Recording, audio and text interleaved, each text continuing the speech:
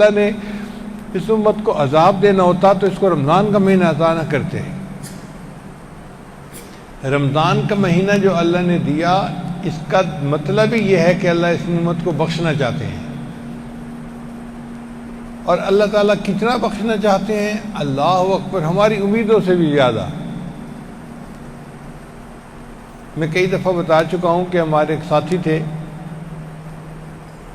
تاجر تھے، بہت اچھی تجارت تھی، بیرون ملک کی بات ہے. وہ بیچارے بڑے ہی فارغ البال تھے، یعنی گنجے تھے، آپ سمجھیں.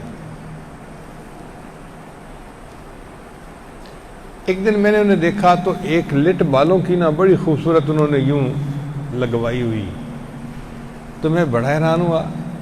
میں نے کہا بھئی آپ تو فارغ البال تھے، یہ بال کہاں سے آ گئے؟ کہنے لگے جی ٹرانسپلانٹ کروائے ہیں. میں نے کہا خوبصورت تو بہت لگ رہے ہیں، لیکن جب ٹرانسپلانٹ کروانے ہی تھے تو پھر زیادہ کروا لیتے. کہنے لگا حضرت ایک بال ٹرانسپلانٹ کروانے کا $1 انہوں نے لیا ہے، اور یہ $10,000 دے کر میں نے 10,000 بال لگوائے ہیں. اب 10,000 بال اتنے سے نظر آ رہے تھے، لٹ نظر آ رہی تھی. تو میں نے انہیں کہا کہ اگر یہ بال 10,000 ہیں تو پورے سر کے اوپر تو لاکھوں بال ہوں گے. اس نے کہا جی ہاں، کتنے لاکھ تعداد ہوتی ہے سر کے بالوں کی. تو بھئی اگر سر کے بال کئی لاکھ ہیں، آپ بتائیے ایک بکری کے جسم پر کتنے بال ہوں گے؟ بات تو کروڑوں میں پہنچ گئی نا. اب اگر ایک بکری کے جسم پر کروڑوں بال ہوتے ہیں تو مدینہ منورہ میں ایک قبیلہ تھا، بنو کلب اس کا نام تھا. وہ لوگ بکریاں پالنے میں بڑے مشہور تھے.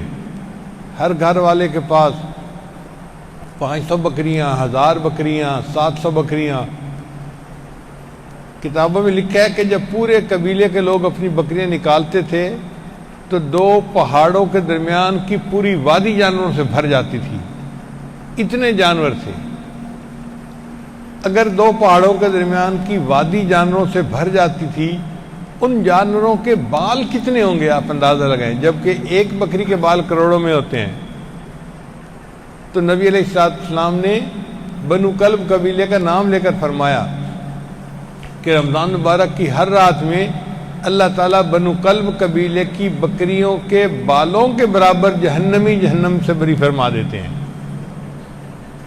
جب ایک رات میں اتنے جہنمی جہنم سے بری ہوتے ہیں تو اب آپ بتائیے مغفرت لینی کتنی آسان ہے. بس اللہ سے دعا مانگنے کی ضرورت ہے اور فریاد کرنے کی ضرورت ہے، اور یہ پھر ہر رات میں مغفرت بڑھتی چلی جاتی ہے.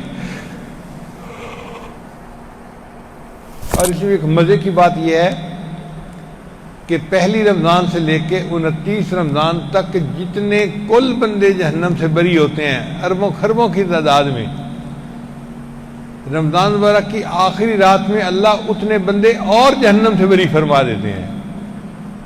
اللہ اکبر کبیرہ.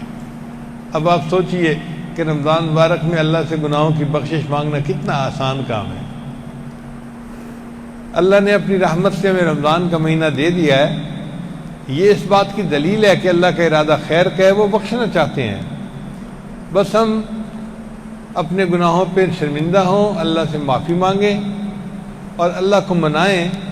اور مغفرت کی راتیں ہیں، ہر رات میں بخشش ہوتی ہے. 2 رکعت نفل پڑھ کے اللہ سے بخشش مانگنے کی ضرورت ہے. پوری زندگی کے گناہوں پہ اللہ تعالیٰ قلم پھیر دیں گے. بلکہ اگر ہم زیادہ خلوص سے دعا مانگیں گے، اللہ گناہوں کو نیکیوں میں تبدیل فرما دیں گے.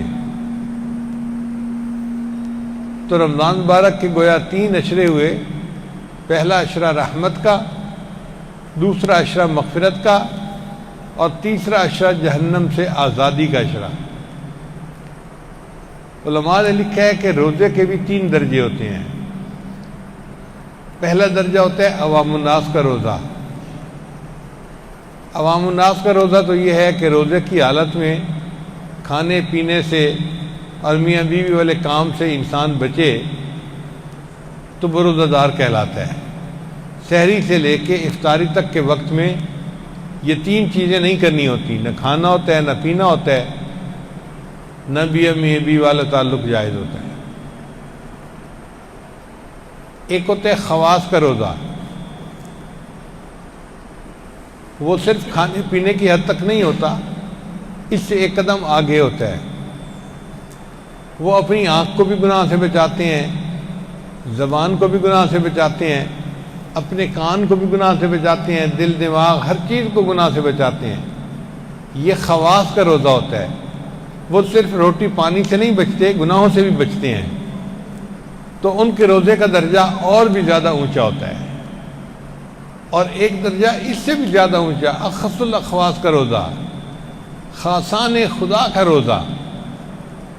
اس روزے میں تین باتیں ہوتی ہیں، ایک تو کھانے پینے سے بچے، دوسرا اپنے جسم کے اعضاء کو گناہوں سے بچائے،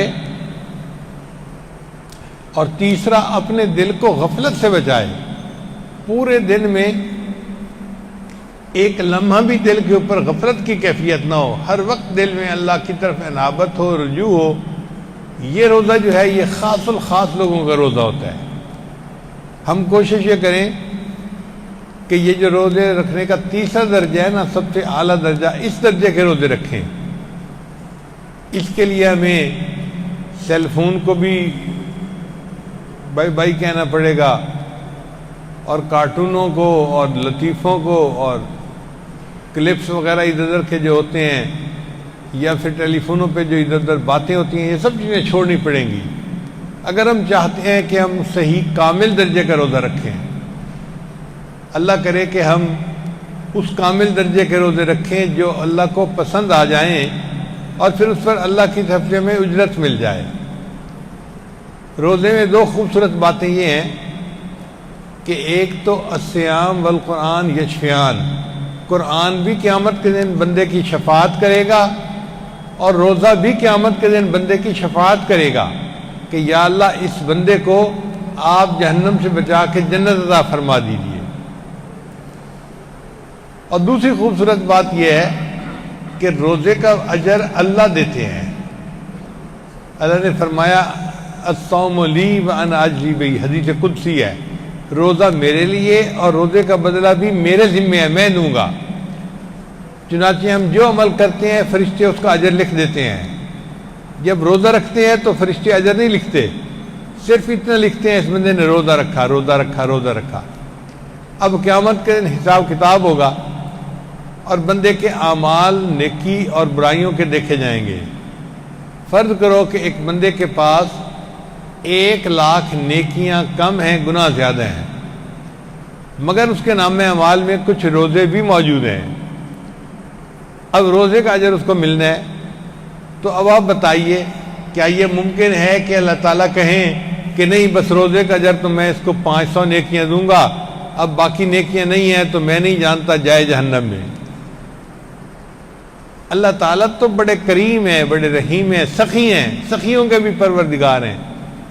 علماء نے لکھا ہے کہ جتنا مرضی گناہوں کے انبار اس بندے کے پاس ہوں گے، جب اللہ تعالیٰ کی باری آئے گی نا اجر دینے کی، اللہ فرمائیں گے اچھا میرے اجر دینے پر اگر یہ بندہ جنت میں جا سکتا ہے تو میں اتنا اجر دیتا ہوں کہ سب گناہ کم ہو گئے اور یہ بندہ جنت جانے کے قابل ہو گیا۔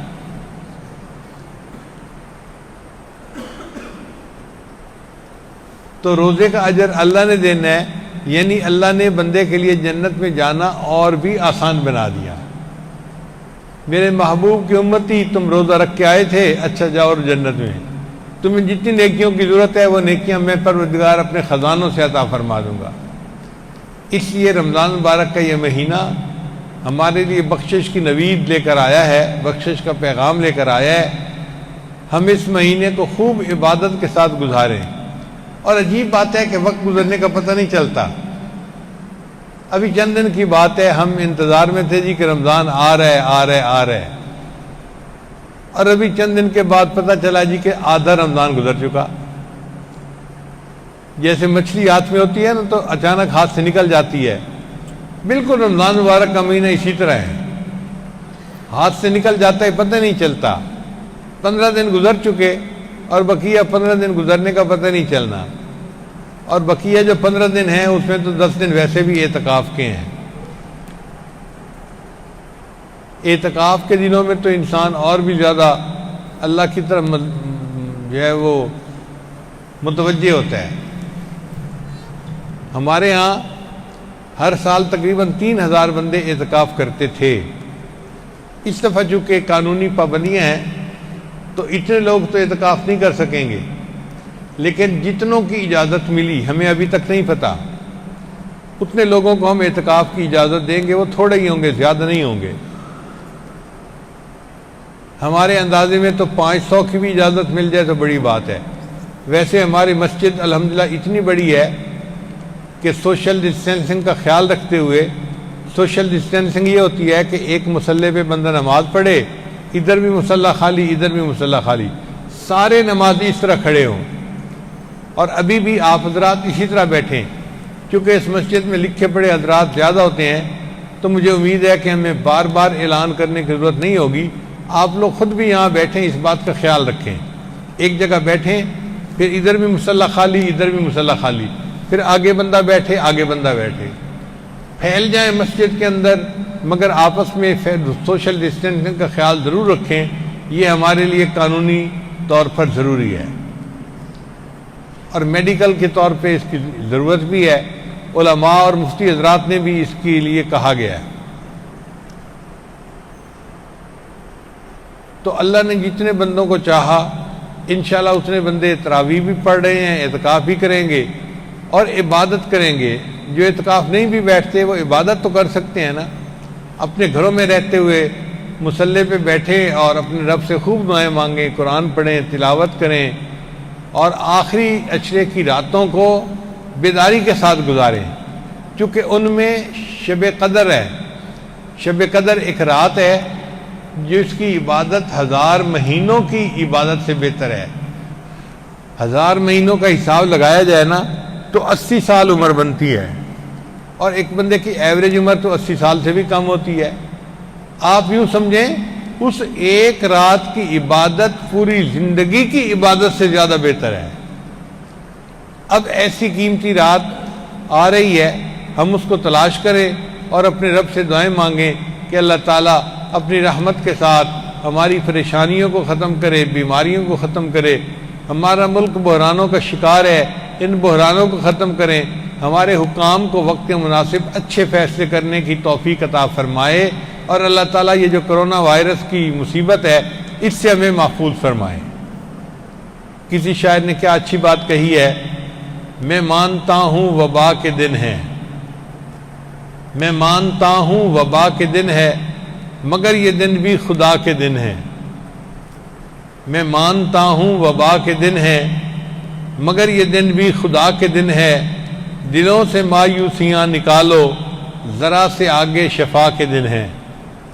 مایوس ہونے کی ضرورت نہیں ہے، تھوڑا انتظار کرنے کی بات ہے، اس کے بعد پھر شفا کے دن شروع ہو جائیں گے۔ میں مانتا ہوں وبا کے دن ہے، مگر یہ دن بھی خدا کے دن ہے۔ دلوں سے مایوسیاں نکالو، ذرا سے آگے شفا کے دن ہے۔ یہ پہلا موقع نہیں زمیں پر، عزیزو یہ تو دعا کے دن ہے۔ یہ پہلا موقع نہیں زمیں پر، وبائیں تو پہلے بھی کئی دفعہ پھوٹیں۔ یہ پہلا موقع نہیں زمیں پر، عزیزو یہ تو وفا کے دن ہے۔ گزر گئی عمر غفلتوں میں، یہی تو رب سے وفا کے دن ہے۔ باقی عمر تو غفلتوں میں گزر گئی، اب یہ جو وبا کے دن ہیں ہم ان کو عبادت کے ذریعے وفا کے دن بنائیں اور اپنے رب کو منا لیں۔ اللہ تعالیٰ رمضان کی برکات سے ہمیں وافر حصہ عطا فرمائے، اور جتنے لوگ یہ بات سن رہے ہیں قریب ہیں یا دور، اللہ سب کی بخشش فرمائے۔ وآخر دعوانا ان الحمد للہ رب العالمین۔